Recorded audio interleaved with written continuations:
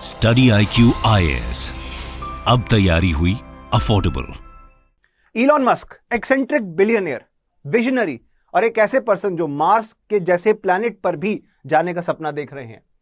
इनकी SpaceX organisation जो है वो सैटेलाइट्स के एरिया के अंदर रेवोल्यूशन लेकर आ चुकी है। Tesla Motors electric vehicle industry को ट्रांसफॉर्म कर रही है।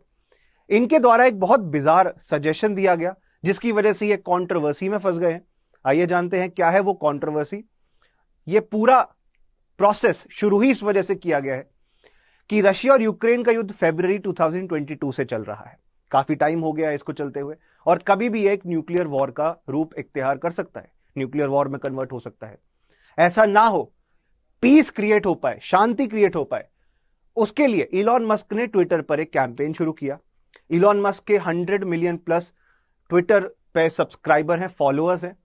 उनके साथ उन्होंने कुछ रिकमेंडेशन शेयर करी और जिस वजह से इनके ऊपर आरोप भी लगा कि ये प्रो रशिया है। कई बार इलॉन मस्क पे आरोप रखता है कि ये रशिया और चाइना के काफी क्लोज हैं और US government current president Joe Biden के एंटी हैं, अगेंस्ट है। इन्होंने जो बाइडेन की पॉलिसीज को भी कई बार क्रिटिसाइज किया है और उनको एक पपेट या एक लेजी पर्सन की तरह इन्होंने कई बार क्रिटिसाइज भी किया है। वही अगर आप देखें तो माना जाता है कि ये रशियन गवर्नमेंट और चाइनीज गवर्नमेंट के साथ काफी क्लोज है और वही क्लोजनेस की वजह से इन्होंने ये ऐसा सजेशन दिया इस बारी जिस वजह से ये यूक्रेन के लोगों का गुस्सा झेल रहे हैं और रशिया का समर्थन इन्हें मिल रहा है, सपोर्ट मिल रहा है। वो कंट्रोवर्सी ये थी कि इन्होंने ये सजेशन दिया कि अब रशिया यूक्रेन वॉर रुक जाए। वॉर रुकने के बाद जो 4 रीजन रशिया के पास आ चुके हैं इस वॉर में, उनको रशिया एनेक्स कर ले। उसके साथ साथ यूक्रेन ये गारंटी दे कि वो अब न्यूट्रलिटी मेंटेन करेगा, जिसका मतलब है कि जो युद्ध शुरू होने का, वॉर शुरू होने का वन ऑफ द ग्राउंड्स थे कि नेटो के साथ जुड़ना चाहता था Ukraine, North Atlantic Treaty Organisation, NATO group में एक मेंबर बनना चाहता था। और रशिया को यह बात नागवारा गुजरी। क्योंकि रशिया को यह बात नागवारा थी, रशिया चाहता था, यूक्रेन उसका एक साथी देश रह चुका है, यूएसएसआर, एक ऐसा ग्रुप जो 1991 में खत्म हो चुका है। 1991 के बाद से उसका अस्तित्व मिट चुका है। सारे कंट्रीज जो उस ग्रुप का मेंबर होते थे, यूएसएसआर का मेंबर होते थे, वो अब अलग अलग सेपरेट कंट्रीज बन गए हैं और रशिया यूक्रेन ऐसे ही 2 फ्रैगमेंट्स, 2 टुकड़े हैं उस बड़े ग्रुप का। अब यूक्रेन क्योंकि रशिया का एक साथी रह चुका है और रशिया अब उसे अपने से अलग और अपने से दूर जाते हुए नहीं देख सकता और यूक्रेन ने इच्छा जताई कि वो NATO North Atlantic Treaty Organisation join करना चाहते हैं, जो कि ऐसा ग्रुप है कि अगर नेटो के किसी भी मेंबर पे अटैक करेगा कोई और कंट्री तो ये सारे मेंबर्स एक साथ मिलकर उस कंट्री के साथ वॉर छेड़ देंगे। मतलब एक ऐसा अलायंस है जो कि आपस में मेंबर्स को कॉमन प्रोटेक्शन प्रोवाइड करते हैं। तो अब इलॉन मस्क के ऐसे सजेशन की वजह से यूक्रेन के लोग उनसे नाखुश हुए और एक रिपोर्टर जिनका आप नाम देख सकते हैं, इयान ब्रेमर यूरेशिया ग्रुप में एक जर्नलिस्ट है। अब इनके द्वारा कहा गया कि इलॉन मस्क ने पर्सनली इन्हें बताया है कि व्लादिमीर पुतिन से इनकी कॉन्वर्सेशन हुई, बात हुई। व्लादिमीर पुतिन को इन्होंने आइडिया पिच किया पीस डील का और उसके बाद जाकर व्लादिमीर पुतिन की बात मान के इलॉन मस्क ने आइडिया पब्लिक में पिच किया है। ये पीस डील पब्लिक में पिच करी है। अब इलॉन मस्क ने इसका जवाब देते हुए ट्विटर पे लिखा कि लास्ट टाइम उन्होंने व्लादिमीर पुतिन से बात करी थी वो 18 महीने पहले था और वो भी स्पेस रिलेटेड सब्जेक्ट मैटर पर। अब समझिएगा बात कि 107 मिलियन फॉलोअर्स को ट्विटर पे जाकर इलॉन मस्क ने पिछले हफ्ते यह कहा कि अब यूक्रेन और रशिया का वॉर को रिजॉल्व करने का टाइम शुरू हो चुका है। उसके लिए इन्होंने एक पीस डील ऑफर करी कि बेसिकली यूक्रेन के जो रीजन्स रशिया के पास जा चुके, रशिया उन्हें एनेक्स कर ले और यूक्रेन अब आगे से पॉलिटिकली न्यूट्रल रहे। रशियन गवर्नमेंट को यह बहुत अच्छी लगी, बात बहुत पसंद आई और यह बात पसंद आई, इस वजह से रशिया का सपोर्ट भी है। और इसीलिए हम आज क्वेश्चन उठा रहे हैं कि क्या इलॉन मस्क चाहते हैं कि रशिया यूक्रेन वॉर जीते? क्या हम ये देख रहे हैं इन सारे एक्शंस की वजह से कि एक तरीके से इलॉन मस्क सपोर्ट कर रहे हैं रशियन गवर्नमेंट को? कुछ चीजें पहले भी ऐसे हुई हैं जिस वजह से हम देख पाते हैं कि रशिया और इलॉन मस्क काफी क्लोज, काफी करीबी दिखे हैं। पर इलॉन मस्क ने कई बार यूक्रेन के फेवर में भी बोला है। अभी भी व्लादिमीर ज़ेलेंस्की के रिएक्शन पर इलॉन मस्क ने जब प्रतिक्रिया दी तो इलॉन मस्क ने यही कहा that we are with you, I am with you. Elon Musk ने मार्च 2022 में जब रशिया यूक्रेन वॉर शुरू हुई थी तो अपनी स्टारलिंक सैटेलाइट सिस्टम से भी यूक्रेन की मदद करने की कोशिश करी थी। तो प्रेसिडेंट पुतिन पहले से ही 4 यूक्रेन के रीजन्स को मान चुके हैं कि वो रशिया का पार्ट बन गए हैं। उन्होंने मान लिया है कि वहां के लोग अपने रेफरेंडम बेसिकली मतलब जनशुमारी, अपनी राय इस तरीके से व्यक्त कर रहे हैं कि वो रशिया के साथ रहना चाहते हैं। जिस क्लेम को, रशिया के इस क्लेम को डिनाई करा जा रहा है यूक्रेन और यूक्रेन की गवर्नमेंट के द्वारा। अब इसी चीज में इलॉन मस्क का एक और कंट्रोवर्शियल एस्पेक्ट हमें देखने मिलेगा कि 2014 में जब रशिया ने क्रीमिया नाम के एक रीजन को एक्वायर किया था, और वो भी इलीगली, यूक्रेनियन गवर्नमेंट बहुत ज्यादा नाराज थी। पूरी दुनिया के अलग अलग देश, G8 कंट्रीज के मेंबर्स भी रशिया से नाराज थे। इसलिए G8 ग्रुप G7 ग्रुप बन गया था, क्योंकि रशिया को उससे हटा दिया गया था। पर इलॉन मस्क ने तब भी जाकर ये सजेस्ट किया था, ये रेकमेंड किया था कि क्रीमिया, जो कि रशिया के द्वारा, ऐसा यूक्रेन कहता है कि वो इलीगली ऑक्यूपाइड है, रशिया के द्वारा रिकॉग्नाइज कर लेना चाहिए, पूरी दुनिया को रिकॉग्नाइज कर लेना चाहिए कि Crimea is part of Russia. आगे चलते हैं। तो इन्हीं जर्नलिस्ट ने यह कहा कि इलॉन मस्क ने कॉन्वर्सेशन करी व्लादिमीर पुतिन के साथ। उस कॉन्वर्सेशन के बाद ये पीस डील, ये नेगोशिएशन डील लोगों के सामने रखी है। तो बेसिकली वो रशियन गवर्नमेंट के पपेट के फॉर्म में काम कर रहे हैं, जो कि फोर्स करना चाहते हैं यूक्रेन को, ये चारों रीजन्स जो कि अब रशिया के पास चले गए हैं, उनको रिकॉग्नाइज करने के लिए कि अभी रशिया का पार्ट है। आप देखिए प्रतिक्रिया क्या थी इलॉन मस्क की। What was the outcome of this controversy? उन्होंने ट्वीट किया, no it's not, I have spoken to Putin only once and that was about 18 months ago. The subject matter was space. पिछले 18 महीने पहले बात हुई थी, वो भी स्पेस रिलेटेड मैटर्स पर, यूक्रेन रिलेटेड तो कोई बात ही नहीं हुई है। तो उन्होंने ये सफाई दी। अब स्पेस की बात ही करी है तो एक प्रोजेक्ट है स्टारलिंक प्रोजेक्ट।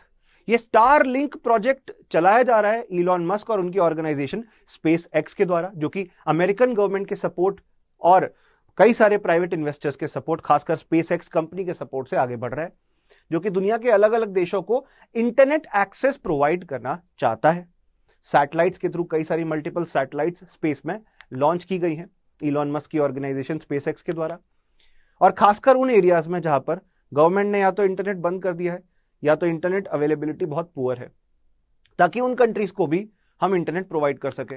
यूक्रेन को भी इंटरनेट असिस्टेंस दी थी मार्च 2022 में स्टारलिंक प्रोजेक्ट के द्वारा, इलॉन मस्क के द्वारा। एंड इनफैक्ट वोलोदिमीर जेलेंस्की, जो कि यूक्रेन के राष्ट्राध्यक्ष हैं, हेड ऑफ द गवर्नमेंट है, उन्होंने थैंक भी किया था that I am grateful for supporting Ukraine with words and deeds.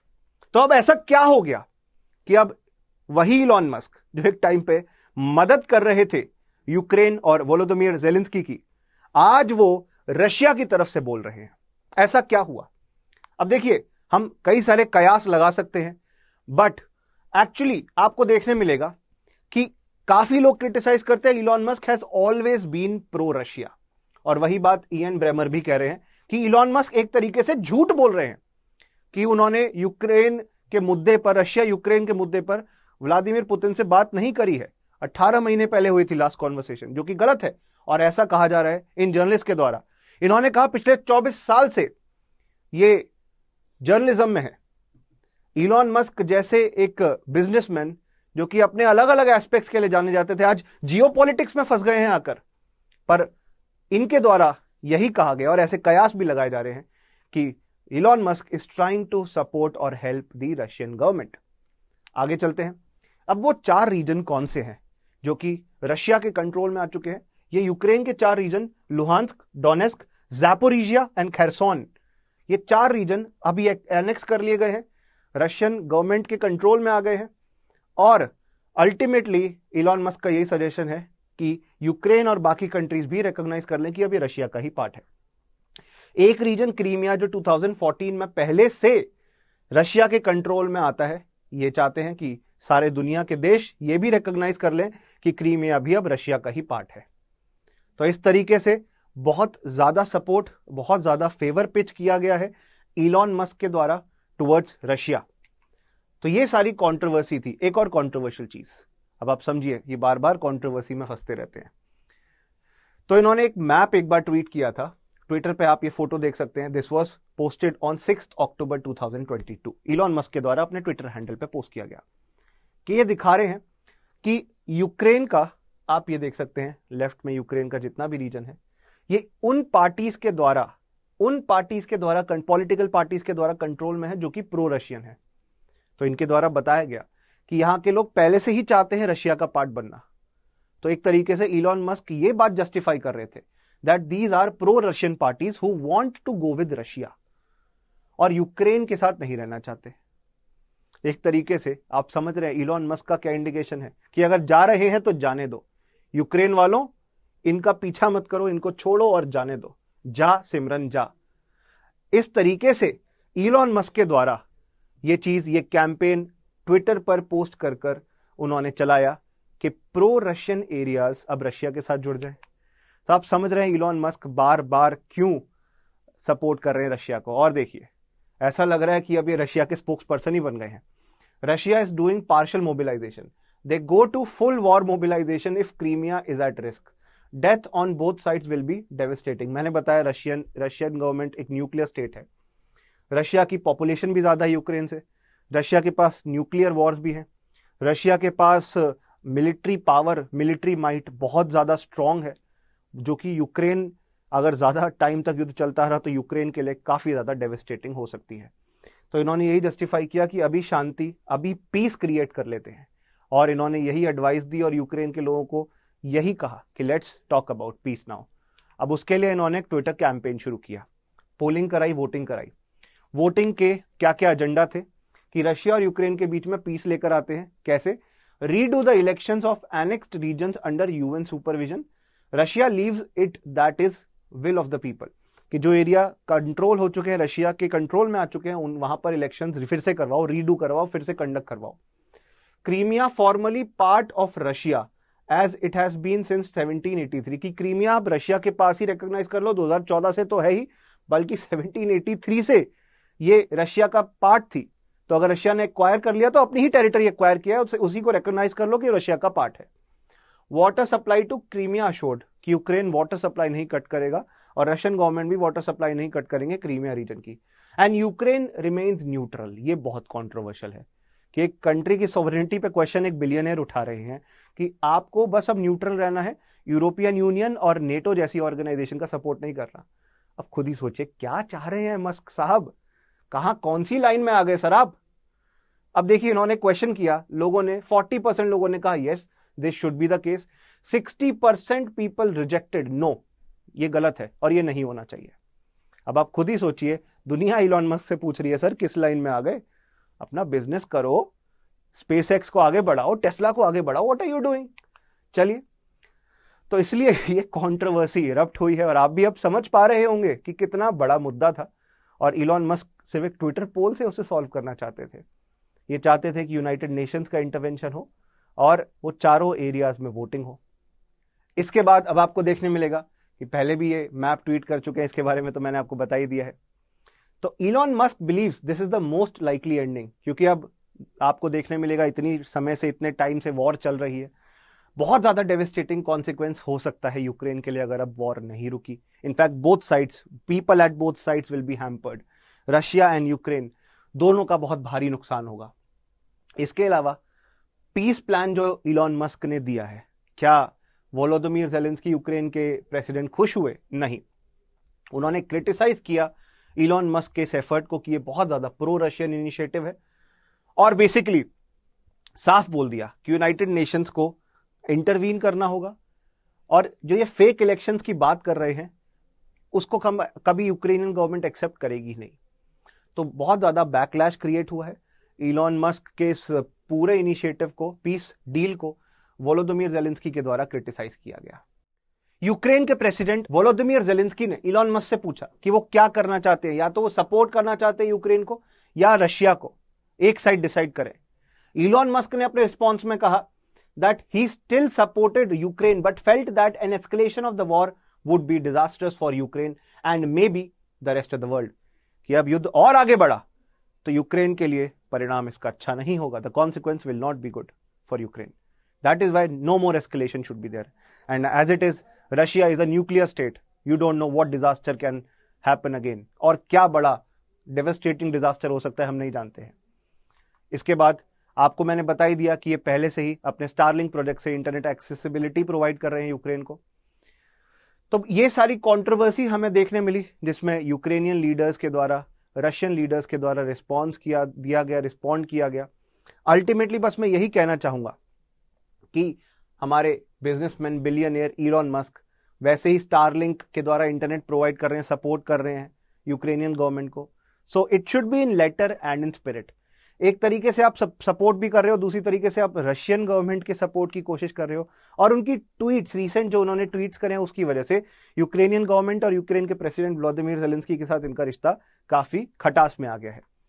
So ultimately बस मैं यही कहना चाहूंगा that peace should be there.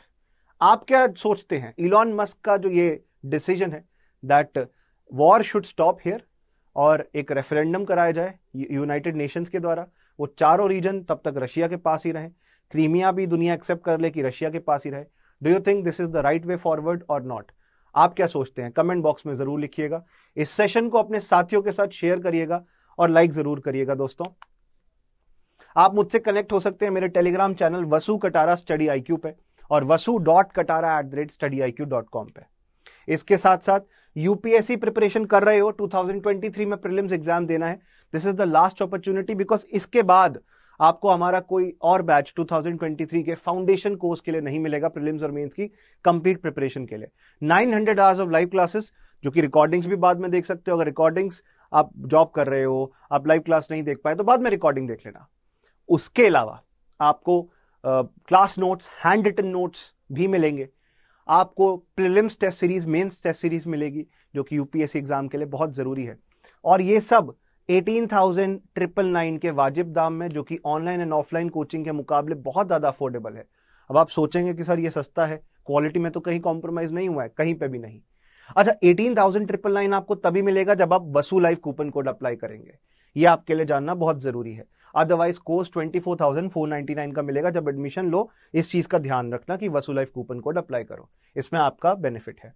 So thank you, do use this opportunity. Classes हमारी 18 अक्टूबर से स्टार्ट होने वाली है शाम 6 बजे। I don't think evening time में किसी को कोई प्रॉब्लम होगी, सबके लिए कन्वीनियंट ही होगा क्लास देखना, और लाइव क्लास होंगी तो जरूर जुड़िएगा हमारे UPSC preparation batch 7, which is the last foundation batch for 2023। मेरी गाइडेंस और हमारे मेंटर्स की कांस्टेंट गाइडेंस आपको प्रोवाइड की जाएगी। Thank you, good luck and Jai Hind to all of you.